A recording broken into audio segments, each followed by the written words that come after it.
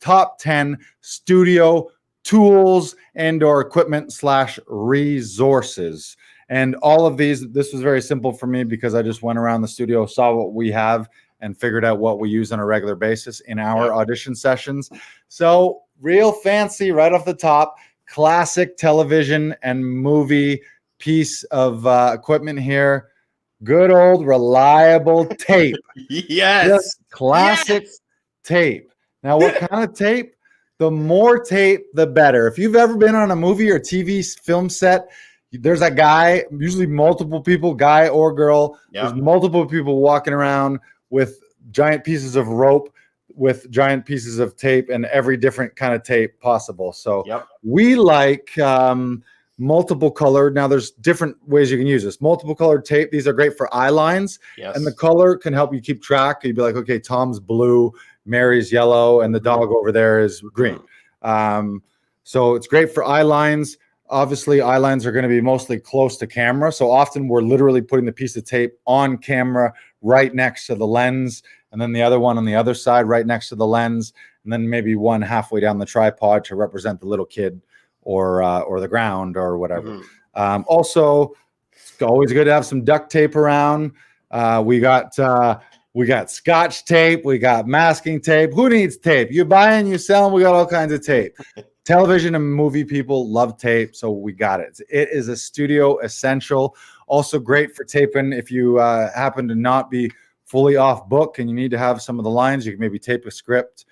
In an emergency, of course, ideally you're well prepped and the script is in you and not outside of you. But in a pinch, tape will come in handy. You had tape?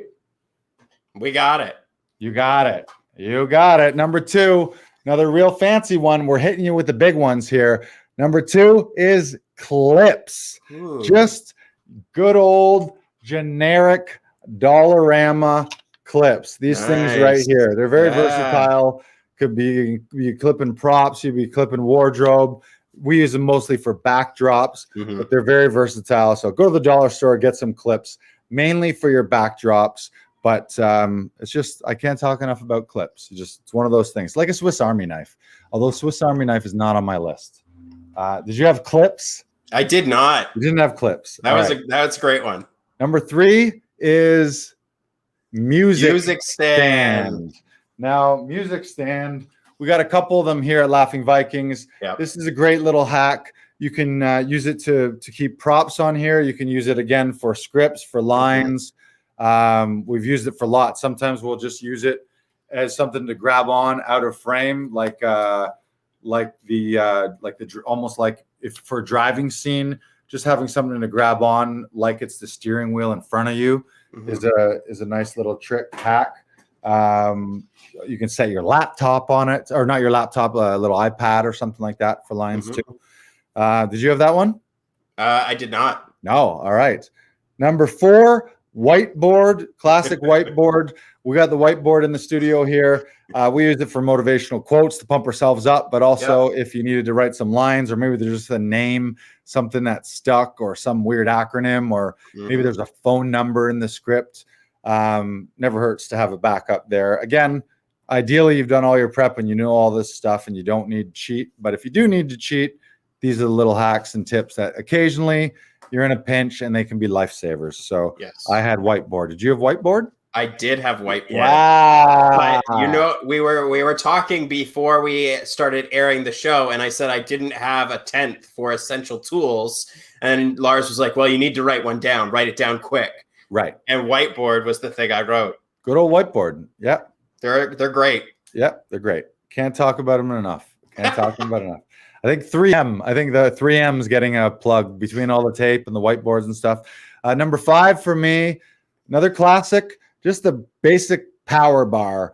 You don't know how many times you need to have your lights plugged in, not the food power bar. You're like, why would I need to eat a power bar? Yeah, I was like, what are you talking about? For your energy. No, just making sure you have enough electrical outlets, whether it's for your iPad, whether it's for your phone, whether it's for lights, just a good old power bar. That's great. Sometimes you're like, I have no power, and where do I need to plug in my phone? So power bar's got to be on there. Leads me to number 6, which is batteries. I'm talking camera batteries. maybe you just use your phone. In that case, you probably have your phone plugged in. If you're using any kind of handy camcorder that has external batteries, have batteries and have extra batteries. We've always got an extra battery so that we got one in the camera, and there's always one fully charged. Yeah. And that goes for all of your battery power stuff, for your laptop and chargers.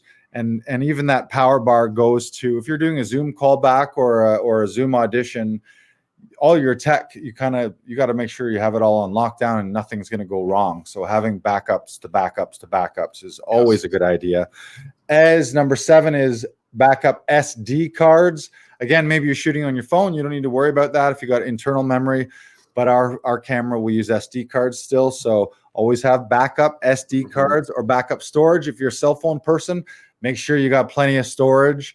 If you're doing it over Zoom at the end of a Zoom session and your laptop's going to render it, you got to make sure you have storage on your laptop to render the files. So check that out. Number 8, folding chairs. We connected there. Now, when I first started Laughing Vikings, a lot of this stuff, I would just go to Kijiji or Craigslist, and I think I bought a dozen folding chairs like this for $10 each, and just drove like off Facebook Marketplace or Kijiji or whatever. But they come in handy, and you can set props on them. You can smash them over people's head like you're a wrestler. You can do all kinds of stuff. Nice. Yes. Number 9 for me was backdrops. Now, backdrops, the generic sort of general ones are the photography style ones, bluish, grayish. Sometimes people have white ones. We have black, green screen, blue screen. Here at Laughing Vikings, we've got pretty much everything. I'm in front of a green screen. We've got the traditional photography ones, the blue ones. Yep. I've got white. We got black. We got blue. I think I've got a what's that color? Mauve. I think we have a mauve one here somewhere. So it's a good idea to have extra backdrops. Maybe you want to switch it up. Figure out the thing that works best with your skin tone as well. I think different skin tones obviously have different contrasts with backdrops. So figure the one that works out best for you. Green screen, super versatile, but you got to make sure that you're doing it properly. And there are certain casting directors that specifically say no virtual backdrops, no green screen backdrops. So be specific to those people too, if they have their own personal do's and don't list. And number 10, maybe my favorite here. Number 10, this is a godsend. My favorite thing ever, a laptop stand. Now I'm going to show everyone here what we're talking about. The laptop, the camera, my webcam is on my laptop on another one of these. We have 2 of these in the studio here. And right now it's holding props. So you can put your laptop on it. You can put the camera on it. You can put a bunch of props on it just so if you want to have that imaginary tabletop out of frame. But again, you don't need the tabletop. You can just fake it all. But this one in particular, maybe we'll link up to this one. This is the best thing that I ever found. The top part here is fully adjustable. So it goes like that. It's fully extendable. It goes up to, I think it goes up to 5 feet tall, which then when you open a laptop adds another foot. So basically you can have your camera at eye level and everywhere in between, whether you're seated, standing. And it's literally been, this thing right here was, I think it's $75 on Amazon. And it's by far the most used thing in our studio. And I use it probably 10 different ways every single week. Yes. Love it. Yeah, Love it's it. fantastic. Never in my life did I think I would talk this much about a laptop stand, but it's fully extendable. And I have I've recommended this to a few people who've gone out and grabbed them for their own home studio. It's great. If your camera is especially laptop based, it's perfect for that. And I would get 2, so you got one for the camera and then one for props or extra stuff as a tabletop. And on top of that, if you don't have a laptop stand, you can use a dresser with books or board games. I'm using board games right now to prop up my computer. Right. So like there is a backup plan for what we're saying right now, but a laptop stand is fantastic, and I don't want to take away from that. But if you do need something in a pinch, a dresser with board games or books, preferably hardcover copy books, are effective as well. Right. Yeah. And like all this stuff, there's the no low budget and then there's the max budget. You could have a $20,000 camera, or you can have the camera that's in your phone, and both of them will suffice for an audition. The one thing that I would say, though, is if you're in this professionally and you're in this for the long haul, the sooner you commit and sooner you invest in professional equipment, especially for your home studio, because the one caveat to, and I've been there too, where I'm stacking boxes, like where I've done them this year, where before I had these stands, it was another adjustable table with boxes, with a garbage can, with a couple books, and then my laptop. But that's a pain in the ass to set up every time. It's a pain in the ass to tear down. Yes. It's a little more precarious than a proper stand or a proper tripod or things like that. So just really take the time. And if you want to see yourself as a professional, one of the things we all, I believe, in this day and age we should have our own professional home studios. Or if you don't have a professional home studio, you have a place like Laughing Vikings to come and do them all regularly. Or ideally, you have a hybrid of both. You have your own home studio when you're in a pinch, and you have somewhere else that you go when you need to, and you have time and you need some extra help. Yes. So the things I have on my list that you didn't have are lights. Lights. Right. If you are not seen, and if you have shadows behind you or on your face, it is incredibly distracting. Try and eliminate shadows as much as humanly possible. Invest in lights. Right. Lights are the most important thing, in my opinion. Do you want to expand on that at all? Well, I mean, if casting can't see you or hear you, and they both speak before you do, so it's, if your lighting is shit and you look less than professional, even if it's a great performance, the first impression you give is someone who's an amateur. Yeah. And even if it's just something like this, where it's just like a small circle light, like those are great to have handy. Right. And when in doubt, natural light, if you have a nice big bay window, it's not, especially if it's not direct light, like if you're in direct sunlight, that's not going to look good. And the other caveat is, beware of light behind you. Don't ever shoot with a window behind you, because then the contrast, that's going to blow out and you're just going to be in shadow. But yeah, you got to be seen, and you got to look professional. So you got to think the stakes are so high with all of this stuff. You're auditioning for these multi-million-dollar productions. The competition is fierce. Yes. People have spent their whole life training and prepping for these opportunities.